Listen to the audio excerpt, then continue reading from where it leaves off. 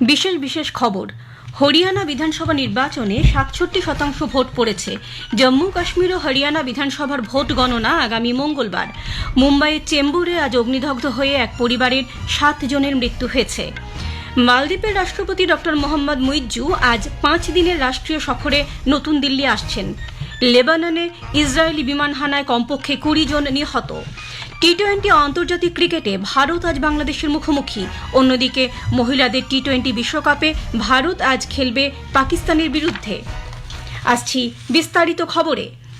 হরিয়ানা বিধানসভা নির্বাচনে ৬৭% ভোট পড়ার খবর পাওয়া গেছে। গতকাল এক দফায় 90 সদস্য বিশিষ্ট রাজ্য বিধানসভার নির্বাচন শান্তিপূর্ণভাবে অনুষ্ঠিত হয়। আগামী মঙ্গলবার জম্মু কাশ্মীর ও হরিয়ানা বিধানসভার ভোট গণনা শুরু হবে।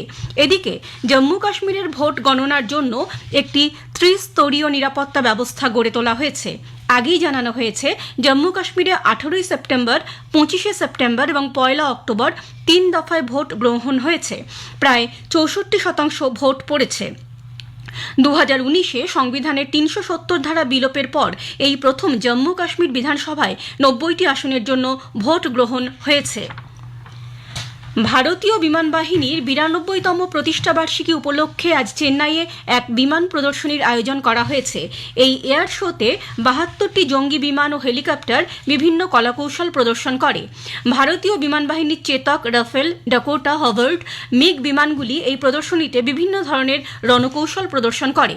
তামিলনাড়ুর মুখ্যমন্ত্রী এম.কে. স্ট্যালিন, উপমুখ্যমন্ত্রী উদয়নিধি স্ট্যালিন এবং প্রতিরক্ষা বাহিনীর উচ্চপদস্থ আধিকারিকরা এই অনুষ্ঠানে উপস্থিত রয়েছেন।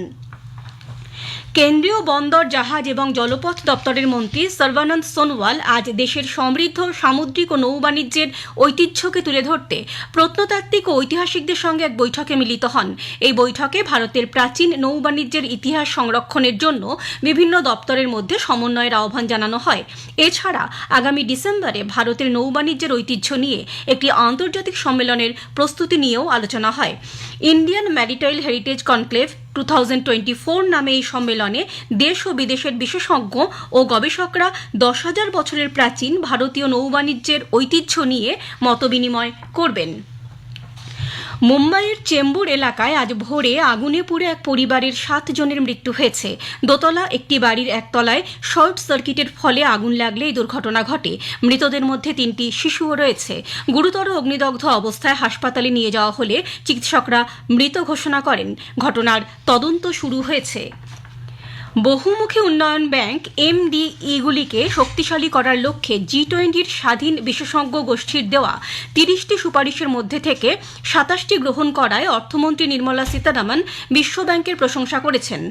গতকাল নতুন দিল্লিতে জি-20-র স্বাধীন বিশেষজ্ঞ গোষ্ঠীর সদস্য প্রফেসর নিক স্টার্নের সঙ্গে কথাবার্তায় অর্থমন্ত্রী জলবায়ু সমস্যা মোকাবিলায় অর্থের যোগান এবং উন্নত দেশগুলির কাছ থেকে উন্নয়নশীল দেশগুলিতে প্রযুক্তি হস্তান্তরের ওপর জোর দিয়েছেন। প্রফেসর স্টার্ন জি-20 সভাপতিত্বে দক্ষিণ বিশ্বকে আলোচনার কেন্দ্রবিন্দুতে তুলে আনার জন্য ভারতের প্রশংসা করেছেন। প্রতিরক্ষা গবেষণা ও উন্নয়ন পর্ষদ ডিআরডিও গতকাল রাজস্থানের পোখরান ফিল্ড ফায়ারিং রেঞ্জে 4র্থ প্রজন্মের অত্যন্ত স্বল্প পাল্লার এয়ার ডিফেন্স সিস্টেমের 3টি সফল পরীক্ষা চালিয়েছে। উচ্চ গতির লক্ষ্যবস্তু ঠেকাতে এই পরীক্ষা চালানো হয়। মানব বহনযোগ্য বা ম্যান পোর্টেবল এয়ার ডিফেন্স সিস্টেমটি যৌথভাবে তৈরি করেছে রিসার্চ সেন্টার ইমারাত আরসিআই এবং ডিআরডিও। এ খবর আপনারা শুনছেন আকাশবাণী থেকে। লেবাননে ইসরায়েলি বিমান হানায় কমপক্ষে 20 জন নিহত হয়েছে। ইসরায়েলি যুদ্ধ বিমানগুলি গতরাতে লেবাননের রাজধানী বেইরুটের দক্ষিণ শহরতলিতে একটানা বোমা বর্ষণ করেছে। উত্তর লেবাননের প্রত্যন্ত অঞ্চলে প্যালেস্তিনীয় শরণার্থী শিবির লক্ষ্য করেও বিমান হামলা চালানো হয়েছে। হিজবুল্লাহ নেতা নাসরাল্লাহর হত্যার পর ওই গোষ্ঠীর আরেক নেতা হাসেম সাফিয়েদ্দিনকেও হামলা চালিয়ে হত্যা করা হয়েছে বলে অসমর্থিত সূত্রে জানানো হয়েছে। এর আগে ইসরায়েলি সেনাবাহিনী হিজবুল্লাহর একাধিক ক্ষেপণাস্ত্র ক্ষেপণাস্ত্র ও রকেট উৎক্ষেপণ কেন্দ্র গুঁড়িয়ে দিয়েছে বলে জানিয়েছেন প্রধানমন্ত্রী বেঞ্জামিন নেতানিয়াহু। এদিকে ফরাসি রাষ্ট্রপতি ইমানুয়েল ম্যাক্রঁ পশ্চিম এশিয়ার সমস্যার রাজনৈতিক সমাধানে জোর দেওয়ায় নেতানিয়াহু তার তীব্র সমালোচনা করেছেন।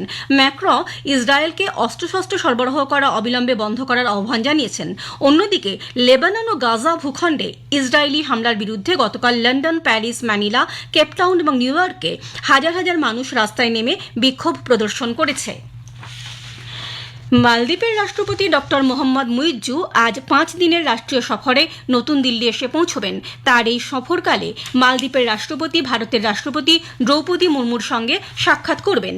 আগামীকাল সকালে তাঁকে রাষ্ট্রপতি ভবনে আনুষ্ঠানিক সম্বর্ধনা জানানো হবে।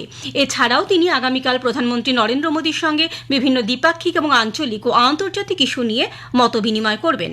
ভারতে তাঁর অবস্থানকালে ডক্টর মুইজ্জু বেঙ্গালুরু এবং মুম্বাই যাবেন। এই দুটি জায়গাতেই তিনি বাণিজ্যিক সমাবেশে ভাষণ দেবেন।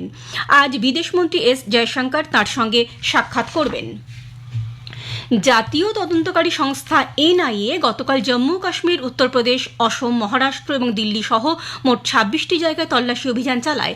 সন্ত্রাসবাদী অর্থ যোগান মামলায় জঙ্গি সংগঠন জৈশ-ই মোহাম্মদের সঙ্গে যুক্ত থাকার অভিযোগে এই তল্লাশি অভিযান বলে জানা গেছে।